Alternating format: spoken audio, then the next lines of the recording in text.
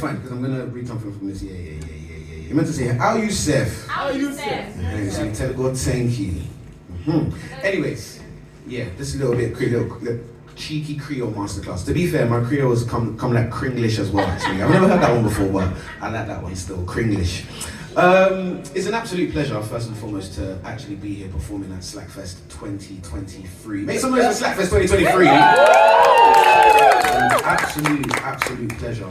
And I really resonate with the theme for today's. I was actually just deep in my picture. You know, I was actually gonna wear this shirt today. You know, I really like this shirt. I can't even lie. And I was like, it's good that didn't. It's been like, you know what I mean? A bit hooky. You only got one pair of clothes. But moving on.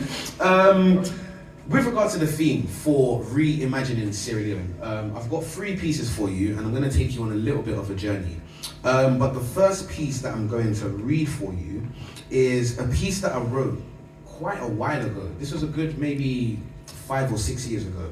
And it was like after taking a trip to Sierra Leone and then coming back to London and just realizing how much I love being a salon boy. And just realizing how much growing up, how through school I was trying to hide my Africanness, or I was trying to hide my Sierra Leone-ness because we weren't cool, we weren't accepted in society. We were called, African bubbles, we were called this, we were called that. So kind of hiding away from my Sierra Leonean identity kind of frustrated me, and then it made me write this piece.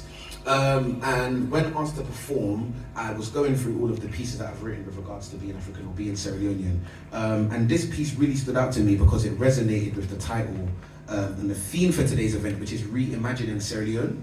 And at the time I was angry, and I've never actually really performed this poem anywhere because it was really just me kind of getting my feelings off my chest. But in terms of, the journey as to where we are now, art is meant to make us reflect on the times, and it's also meant to make us reflect on ourselves as well. So kind of going back and reading this piece made me realize how passionate I was about being African. And I feel like this is definitely my version of reimagining Sierra Leone and reimagining what it means to be a descendant of the motherland. So this is my first piece. It's untitled, and yeah, this is it.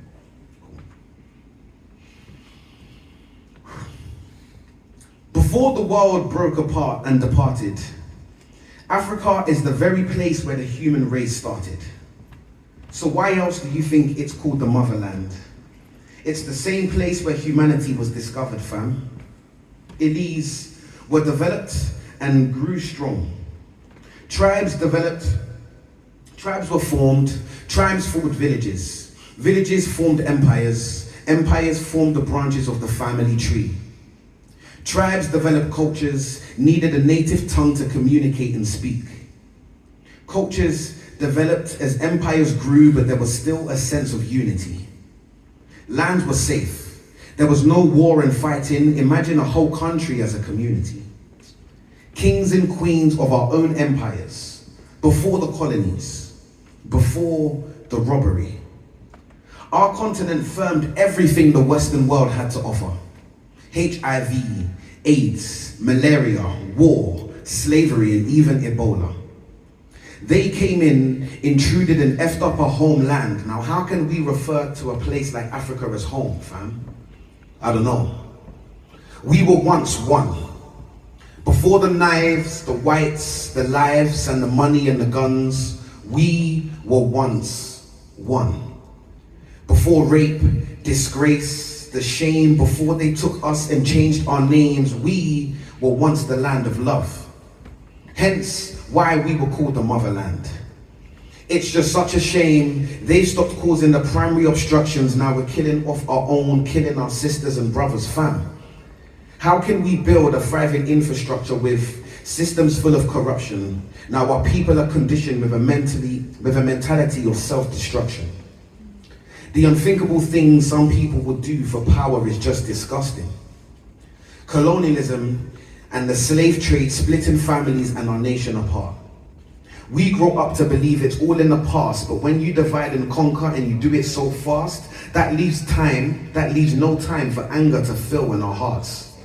That's why they were smart, apparently.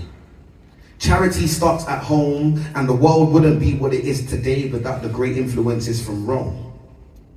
We'll take a wild guess as to who taught them all what they know. The first, best, and black, strongest soldiers were African. The first black Roman emperor who made significant difference in the running of Rome was African. The first church writer who made Latin the official language of Christianity was African. The great Saint Augustine, who studied theology, who made the theories of life and spoke of almost every ethic, was African. The motherland, where nutrients, commodities, natural resources grows in abundance. We drink and get merry from the sap from our palms just for fun. It's things like this that make us ask, who needs money when your home is the land of milk and honey? As Africans, we've got blood in our bodies that the world envies. Hence the rise of HIV, AIDS, and Ebola, all man-made and never existed in Africa before the rest of the world got involved.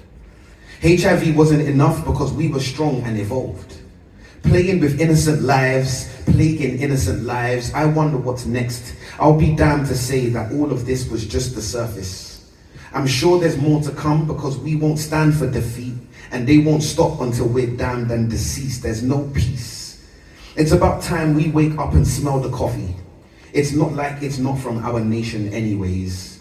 Homegrown. So be in love with the cocoa. We just need to embrace our melanin and stand together with a stronghold.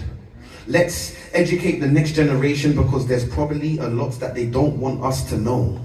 But whether you're from Guinea, Niger, Nigeria, Ghana, Mali, Liberia, Congo, and you already know we lekwi salon. Descendants of the motherland, rep your heritage to the fullest because we can't rebuild our empires on our own. Amen.